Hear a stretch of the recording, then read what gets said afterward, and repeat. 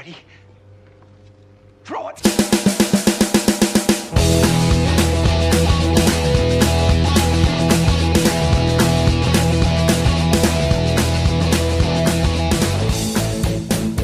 You are listening live, uninterrupted, unedited, and unfiltered to the Movie Room show. I'm your host, the mighty Rachmaninoff, and yes, this is my real voice. And this is the show where basically I'll break down what's going on in the world of movies and TV, and frankly whatever else in the world matters to me, or hopefully in certain cases you guys out there listening. I want to invite you to interact with the show with going on the old Twitter at therealmovieroom, facebook.com/therealmovieroom, or email anything you want, questions, comments. That's therealmovieroom@gmail.com, and hopefully this thing gets a following and I can read some email questions online and use your suggestions also, which I'll be taking. I realize that my interests will be different than a lot of people's, and some people might want to hear about certain things. I will be upfront. A lot of time I will be spending talking will be on superhero movies, and not just because it's like the in thing now, it's the big genre, but I've grown up with superheroes all my life, and it's a great time to be a comic book superhero nerd right now at the movies. Granted, they're not all the best, and we'll touch on that a little bit later, but 20 years ago I never would have thought that I would see, for better or for worse, Doomsday on the big screen, or even Iron Man. It's just amazing what's gone on in the last 8 years, and here's hoping it continues for a while. Let me start right now. With this being my first show and everything, just tell you a little bit about what's going on. I'm basically just, I'm a movie lover that likes to talk about movies, and I've always wanted, I was a kid, and I always thought about having a TV show or a radio show. It didn't pan out, so I guess this is the next best thing.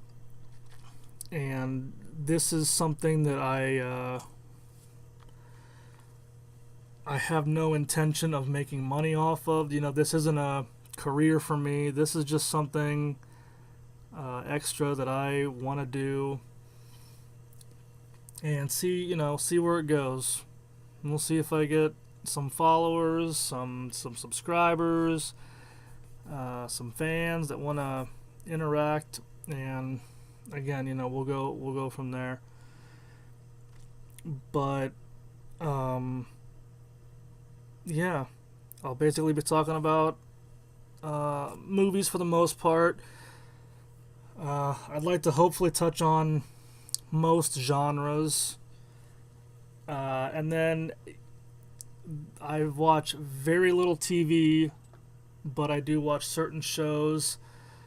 And I'll be throwing those in, obviously, when the fall premieres start up. There's nothing really going on right now that I watch anyways. But I guess just to give you a little heads up, what I do watch, and usually get into is Walking Dead, The Flash, Agents of S.H.I.E.L.D. a little bit. Those are the ones that come to mind right now. And again, it depends on what happens in certain, weeks. Is it worth talking about? My hope is to keep this per episode to hopefully between a half hour and 45 minutes is my target. So here's hoping that, attention spans will stay within those parameters. But yeah, I plan on, reading some emails. I invite you to please send me your questions. If something happens that you hear about, or, something's going on, if I might not touch on it one week, if you want to hear me go off on it, whatever, please send me your suggestions, your questions, if you care what I think about certain things. And I hope to start a mailbag portion of the show. I want to put together maybe some, top 5 lists to do week to week. I'm not a professional movie reviewer. I'm not a critic. I'm your average Joe Schmo movie guy. I like to go to the movies. I like to,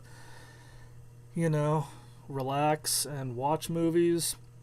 So, for certain movies that I do go to see in the theater, I'll be, I'd like to just, I don't want to really call it review, because again, I'm not a professional, but let's just say I'll talk about it. We'll call it a review.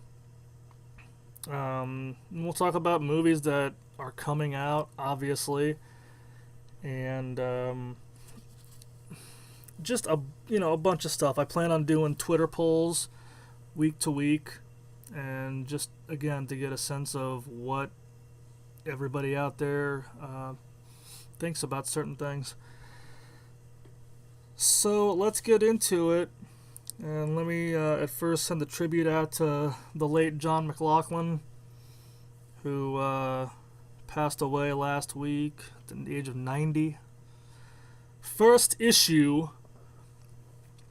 I've been wanting to talk about this Rogue One trailer. And again, you might find that I'm a little bit behind in some things. I also plan on this being a weekly show. But again, we'll see where it goes. I'm hoping to have an episode of the show every, I'm hoping Saturday, let's say, sometime in the weekend. Again, this is a work in progress, so I really hope that you'll bear with me.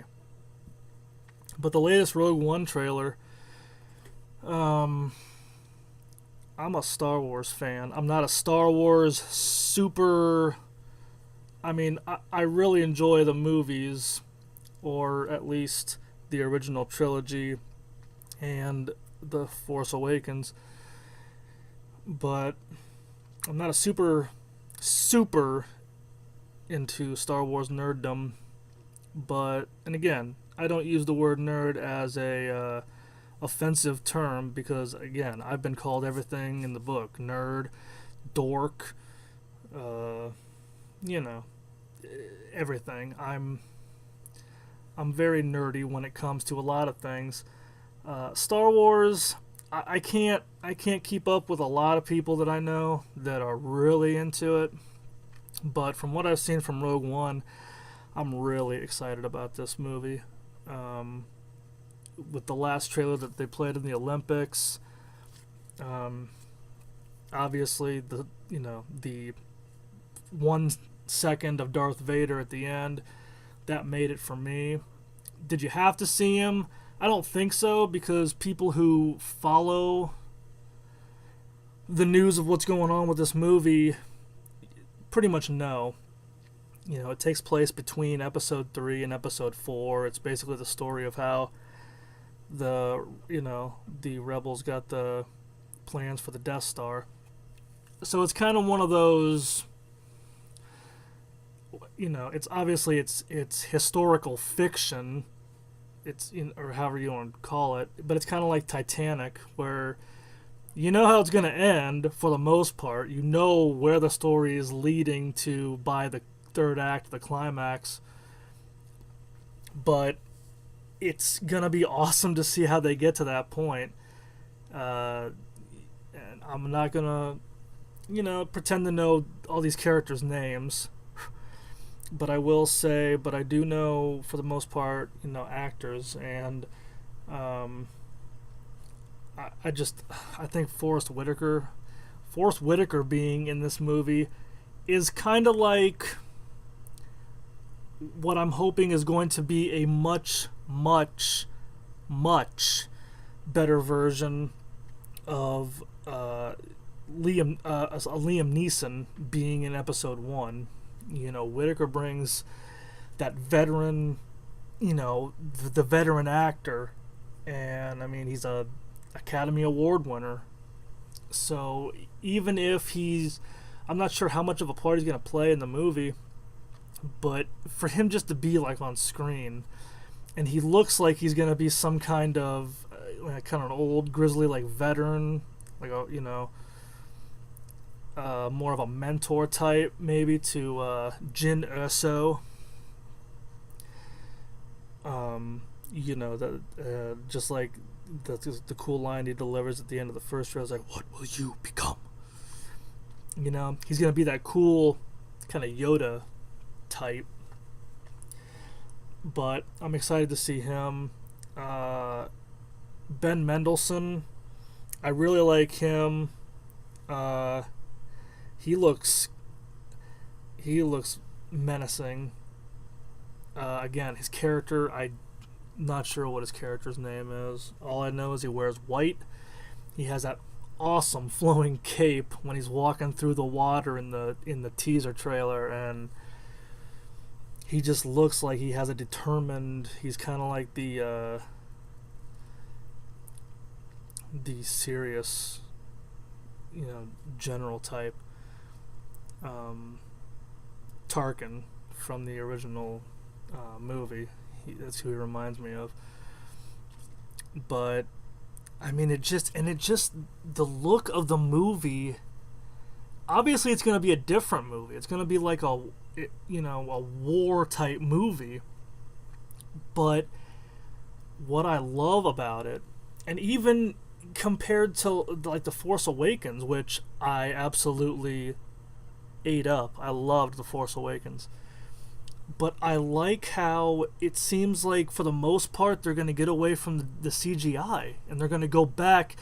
This movie takes place I'm not even sure the exact timeline, but it can't take place any more than maybe a year or two before episode 4, if not like literally right before it. Who knows?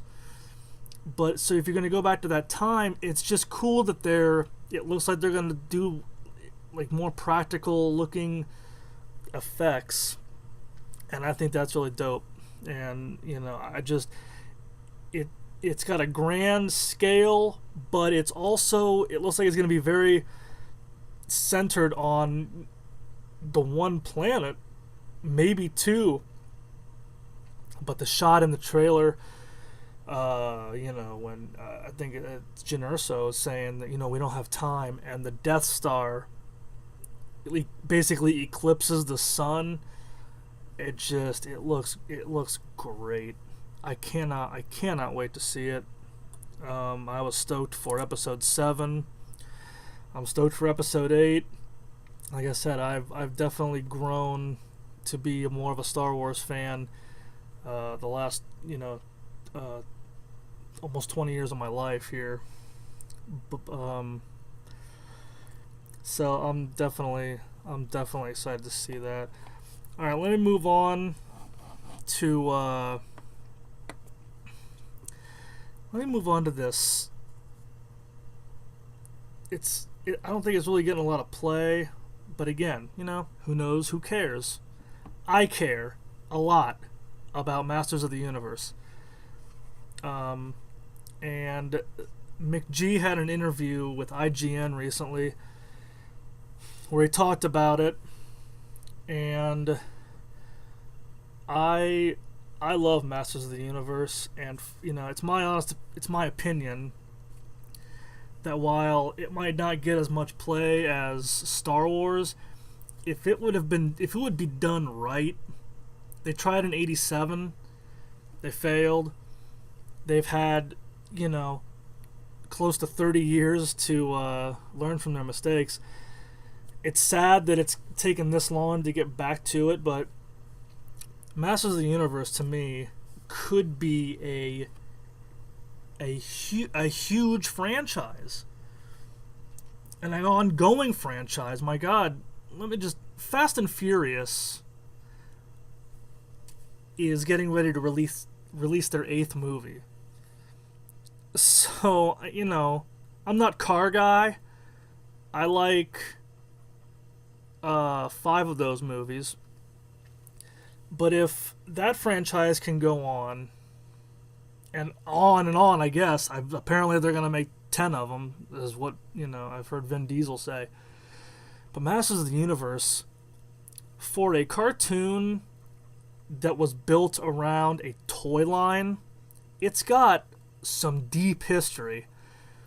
And if you grew up with the original show, look, to a 9-10-year-old back in the 80s, that show was awesome. I loved Masters of the Universe.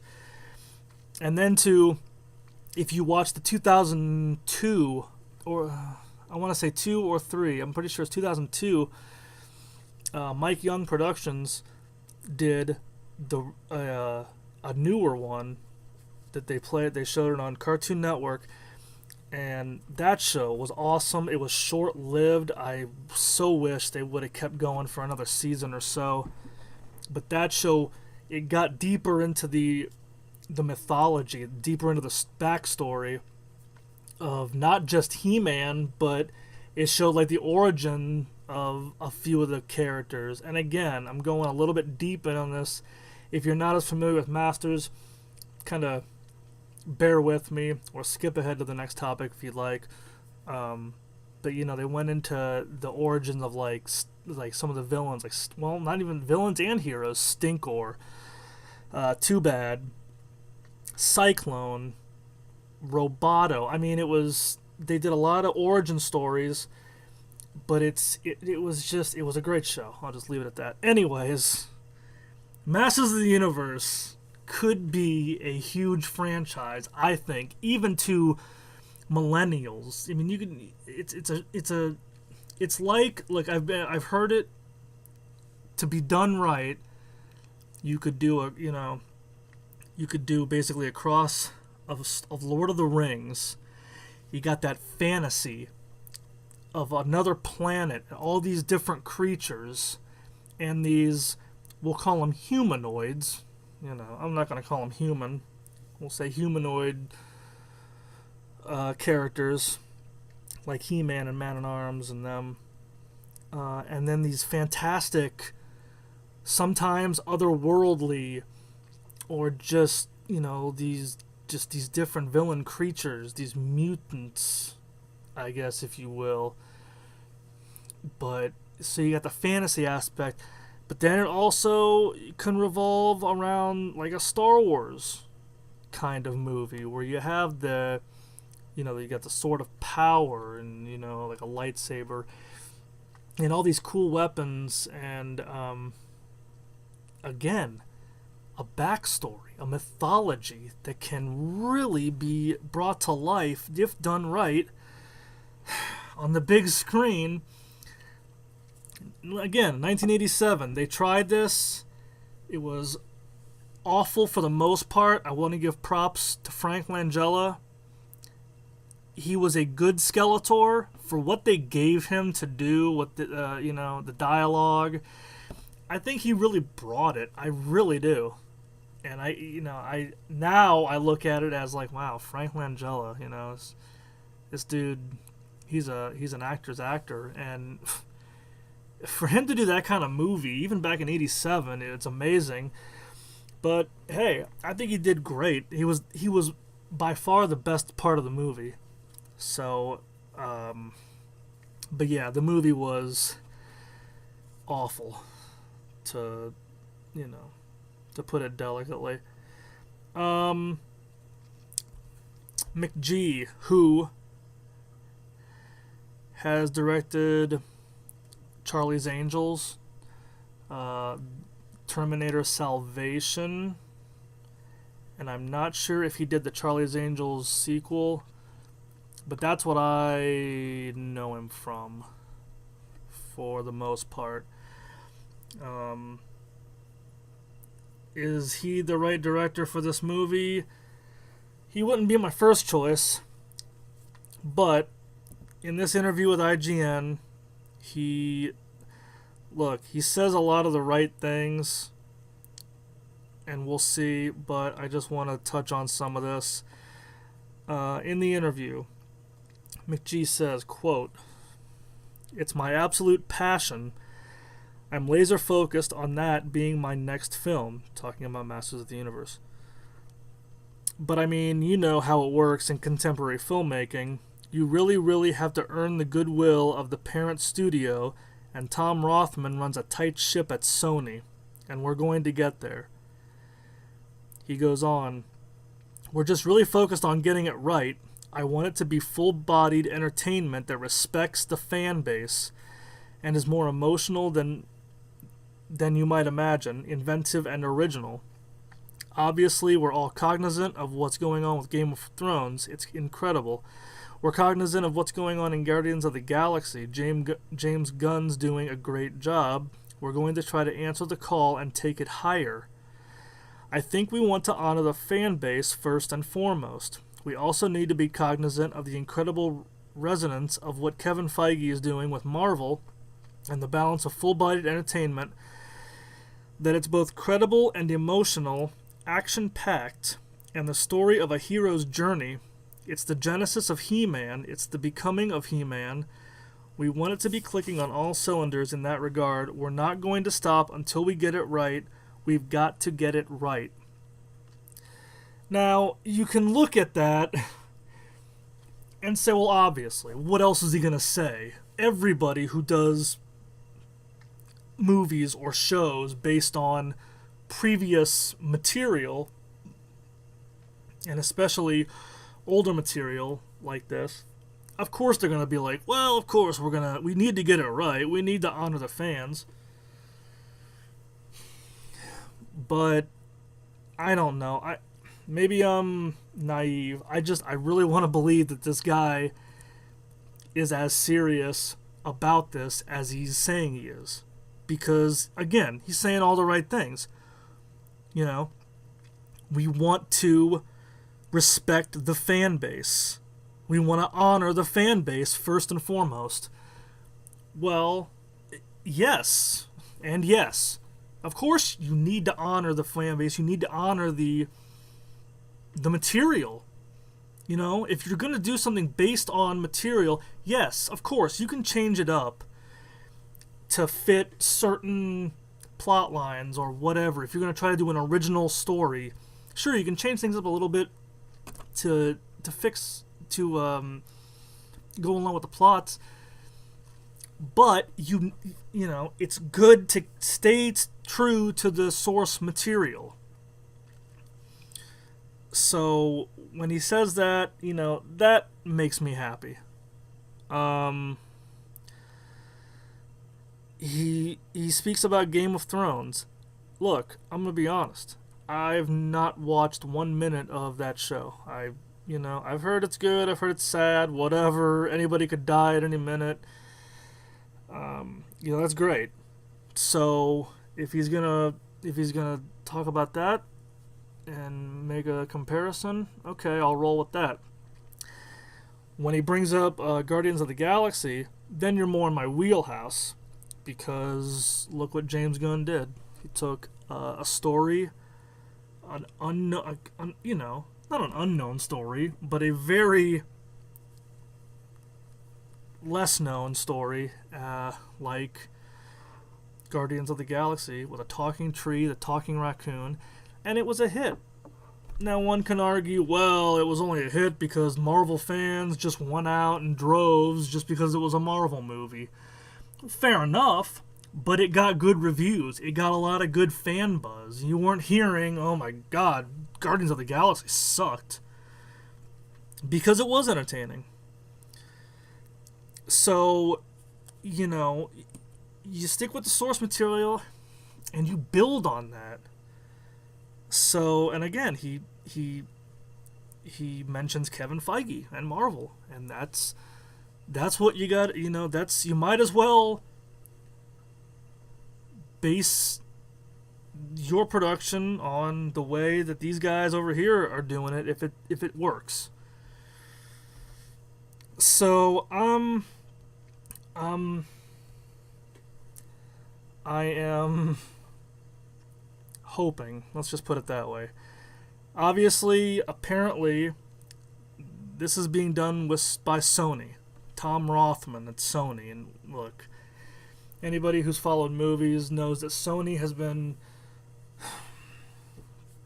very suspect as of late with the whole, the Sony hacks and those leaked emails.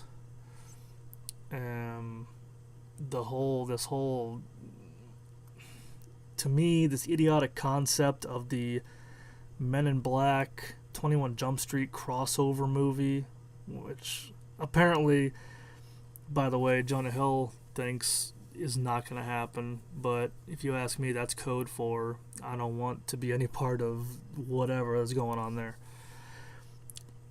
And then with Ghostbusters, and I'm just going to leave Ghostbusters alone. All I'm going to say about Ghostbusters is I did not see it. I have no plans to pay money to see it. And that's all I'm going to say about that, except I will say unnecessary to reboot a good movie that I think still stands up 30 years later. Now, back to Masters of the Universe. So I am very leery of Sony handling this property. But, I want it to be done right, but I just want it to be done. Again, it's been almost 30 years. By the time this movie would come out, it'll probably be over 30 years. And they haven't done, there's no studio has done anything with this property, and it just amazes me because I think you can do so much with it. And, again, I might not think McGee is the first best choice to direct, but hey, if he's on board as much as he says he is, if he wants to do this, then more power to him, please. And I would love to see a Masters of the Universe back on the screen. Alright. Let's talk a little bit of DC, WB. I got 3 things to talk about here. First one, let me just say that the Instagram photo that Henry Cavill posted last week with the up close black Superman suit, I got excited when I saw it. I've seen a lot of people saying, "Oh, they're gonna do the Return of Superman," or the Reign of the Superman, and all this, and obviously Superman was gonna come back in Justice League. I mean, it's like, again. And I feel so bad because I'm so behind as far as coming on this show, but we can talk a whole lot about Batman v Superman and how it ended and this and that and whatever. But I mean, as far as that goes, I might go back and I might just do a half hour or so on it or these certain movies. But as of right now, we all knew Superman was going to be coming back sometime in the next movie, we would have hoped. So I got excited by it. I think it's cool. I do not think they're going to be obviously doing the Reign of the Superman storyline. They barely did the death of Superman, you know. I think, you know, I will say that Doomsday was a throwaway villain in Batman v Superman. It was kind of cool to see it for what it was. But I think it's cool. I think it's gonna be you know what? I don't even think anything. Who knows what it's gonna be? If it's gonna be a Kryptonian, and it could be a Kryptonian, the regeneration suit, or they might not even explain why it's black. He could just pop back up, hopefully with the mullet, with the long locks in the back, just like in the comic. I think that would be cool to see. I've heard he's been growing he's been seen. I don't know if he's been seen on set or just recently he's been seen with a beard. So who knows? Maybe we'll get, you know, old Clark Kent from the beginning of Man of Steel with the beard back and everything. But I think got to bring back the long hair. So yeah, I'm excited for Black Suit Superman. I'm not even going to get into what I think should happen. I think it's possible. That he could be all messed up, and that too, the Justice League may end up fighting possibly in the second half of the first movie, or who knows if he'll be still messed up in the second part of the second movie. You know, I don't know. I know Darkseid's coming, but I don't know. I guess this ties into ultimately what I'm going to be talking about after I talk about now the Wonder Woman rumor, let's just call it, that supposedly a fired WB worker, I don't know if he was an executive or what, basically sent an email or something basically indicating that Wonder Woman, like BVS, like Suicide Squad, is, quote, a mess. Now, it's real easy to say that after these couple movies have come out this year and say, well, anything that comes out after is going to be a mess. It's just the way they do. Why? I think one of the and I'm paraphrasing, you know, one of the parts of the email was, you know, why keep rewarding people or keep people on that are doing the same thing? And basically they're referring to, you know, messing up these properties. So Patty Jenkins came out a couple days later, and of course, you know, she's the director. So again, what else is she going to say? And she said, you know, she doesn't know what they're talking about, and that's far beyond that's not even close to the truth, and all this. And look, Wonder Woman, again, look, I like the Suicide Squad trailers. I loved them. Did it have something to do with the cool music that they use and the beats to the beats? Yes.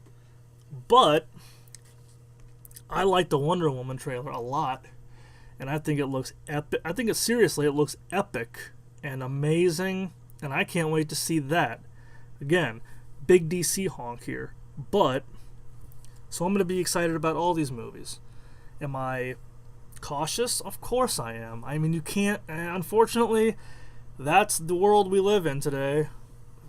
Courtesy of Suicide Squad and Batman v Superman. You know, you got to be cautious about what you're really going to get. And that, let me just segue into what I like to call the aftermath of Suicide Squad. And with it very much well, look, it's been number one for like 3 weeks now.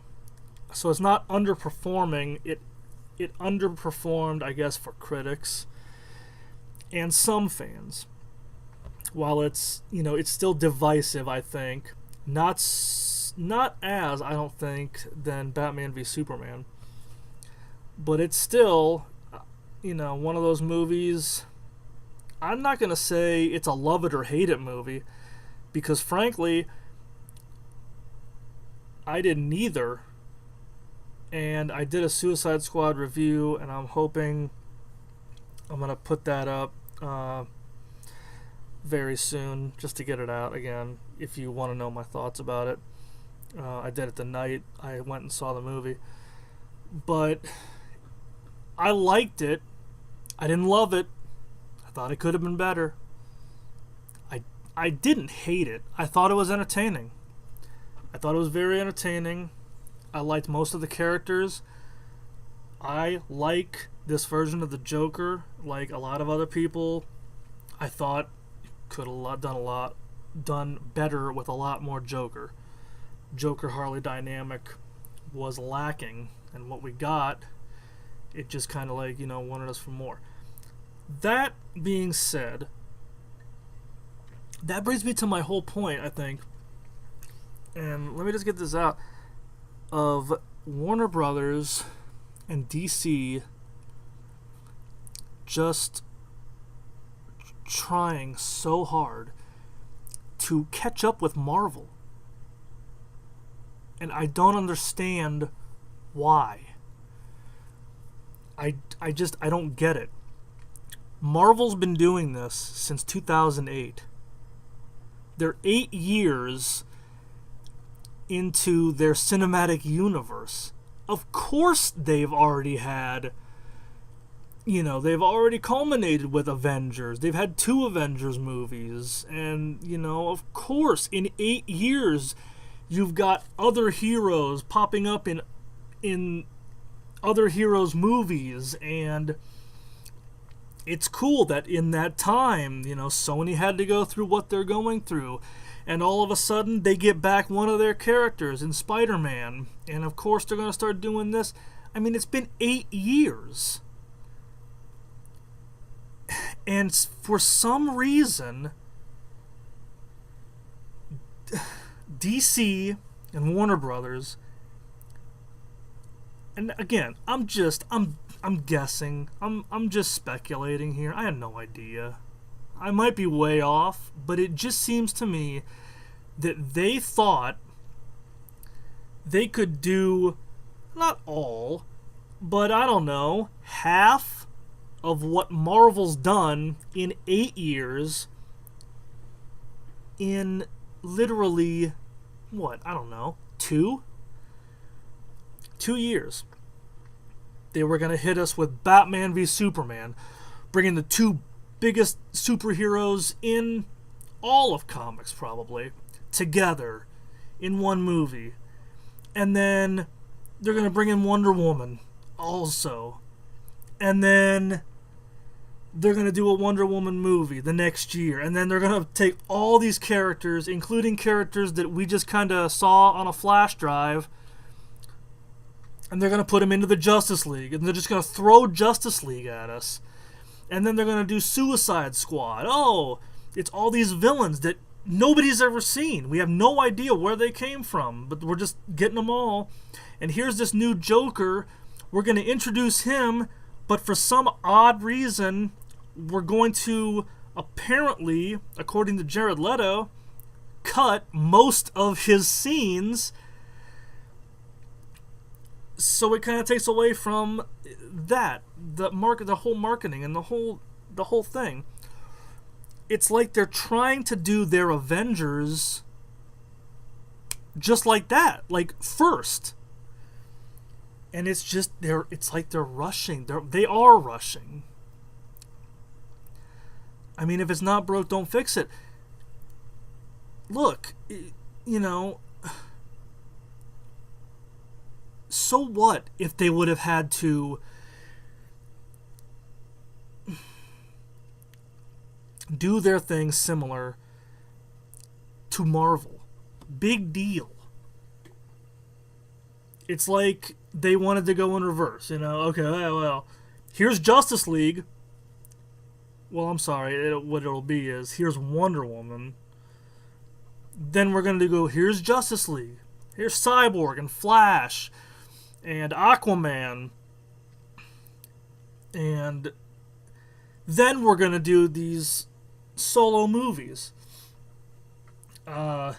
Here's the Suicide Squad. Here's Amanda Waller. Here's Deadshot. Here's Harley Quinn. Oh, she's on the big screen finally. Here's a new Joker that you're going to see for less than 10 minutes in the movie.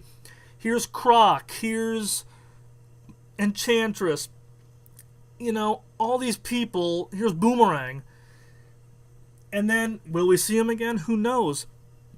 But it's like, what they're doing, it's not working the way Marvel's did. And it's because they're rushing.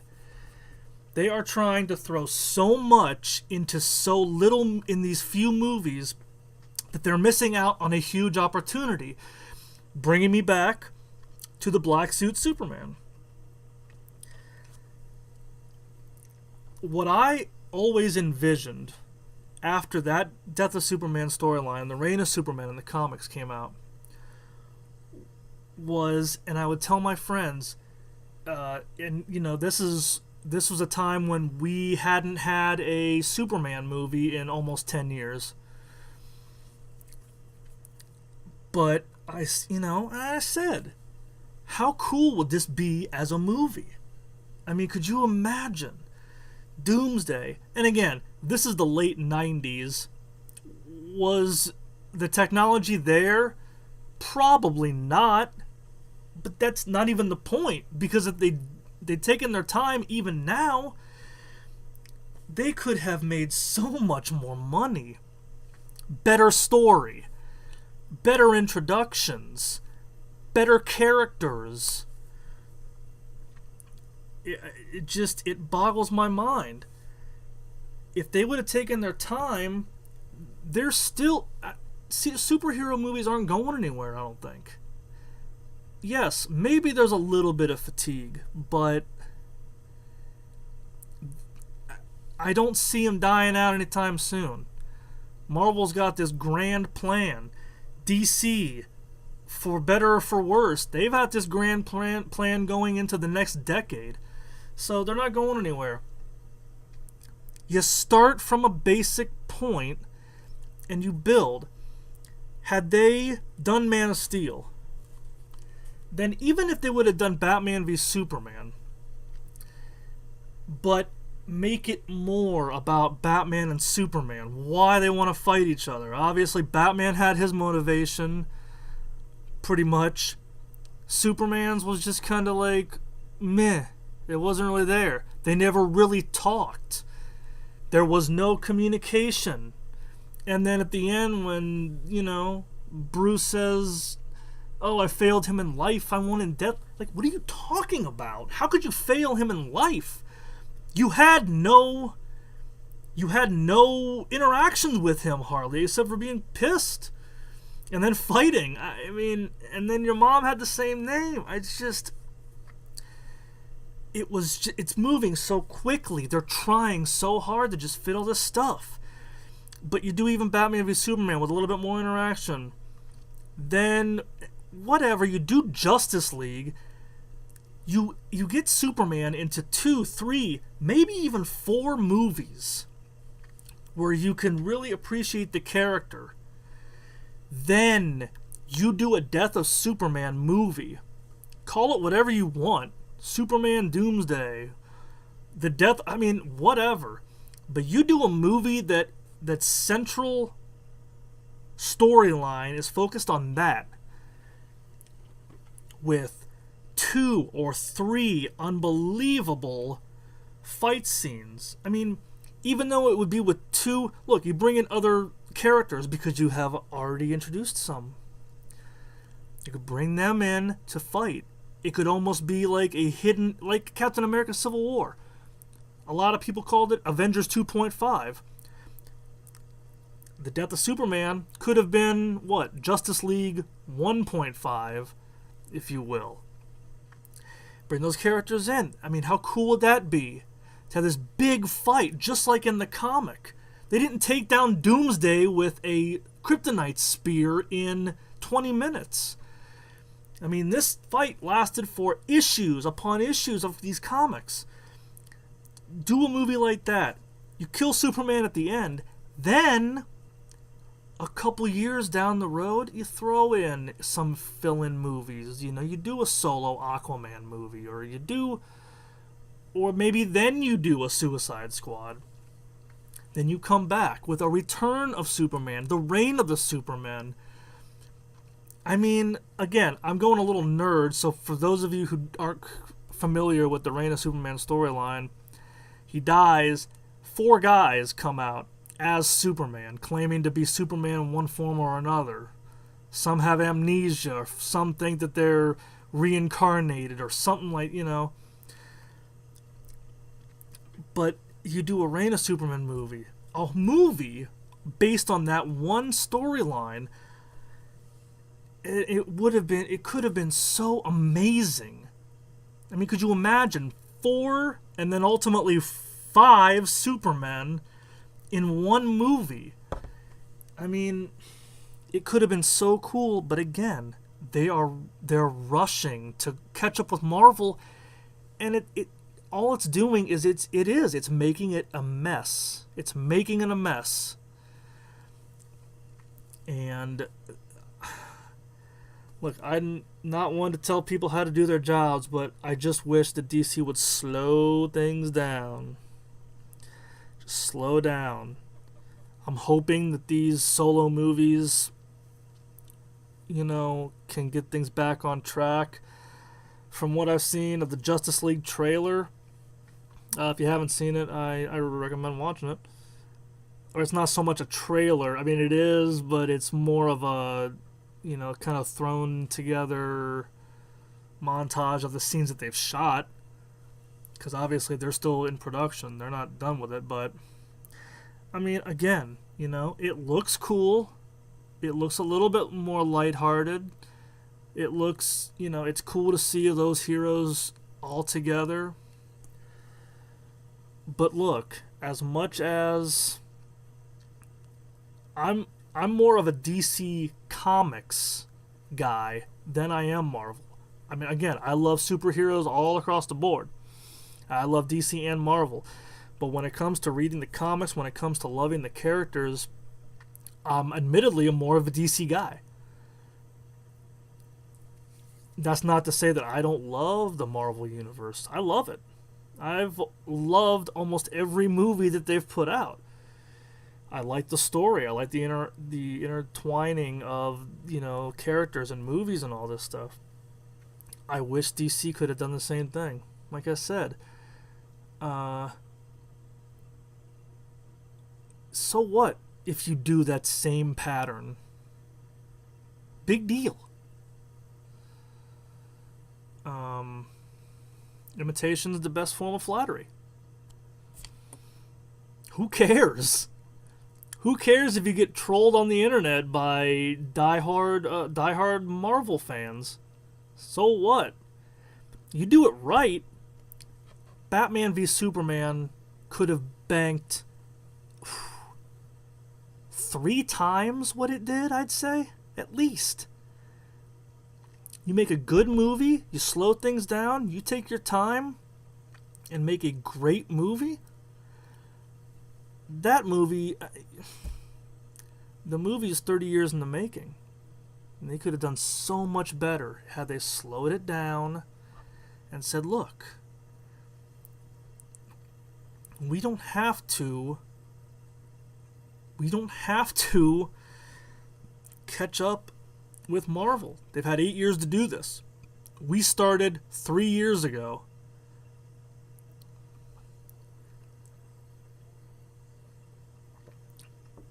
Take your time. Do things right. Make good stories. And the people will come. You don't get these bad reviews that all of a sudden you start getting bad reviews online. I mean, today's world, word spreads really quick. And That's what sank that movie. It's still made. It's still made close to $1 billion. But again, you make a movie that isn't going to have the problems that a lot of people like. They would have, for sure, doubled. But I could have easily seen it tripling if they'd have just made a little bit better of a movie. And the same with Suicide Squad. And we'll see with Wonder Woman. I'm really hoping for the best in this. Alright guys, well, that's going to about do it for me. I'm going to direct you to the movie room on social media. You can email me at therealmovieroom@gmail.com. Look me up. My Facebook page is going to be running. It's The Real Movie Room. And Twitter. Find it at Real Movie Room. I'm going to put up a poll. In fact, it's up right now. And just, I'm just going to make it real simple this time, or this first time around. And basically it's what do you think is the best comic book movie of 2016 so far? Now, obviously, Doctor Strange comes out in November, so we won't know. And by the way, that movie looks very trippy, but I still can't wait. I think it looks great. I can't wait for it. But you can guess your four choices. Best comic book movie so far of 2016: Suicide Squad, Captain America: Civil War, Batman v Superman, or X-Men Apocalypse, which is the only movie of those four that I didn't even touch on in this show, but that's kind of come and gone, and we'll see if that ever comes up again. So anyways, I'm going to get off here. Thanks for listening. Please, if you like what I'm talking about, if you want to hear more, please subscribe. I'm asking you for some subscriptions here. I'm trying, so let's build up a fan base. And if you want to agree, disagree with anything I've talked about today, let me know in the comments. And I will see you guys next week. But right now, I'm Rachmaninoff. Now I'm done.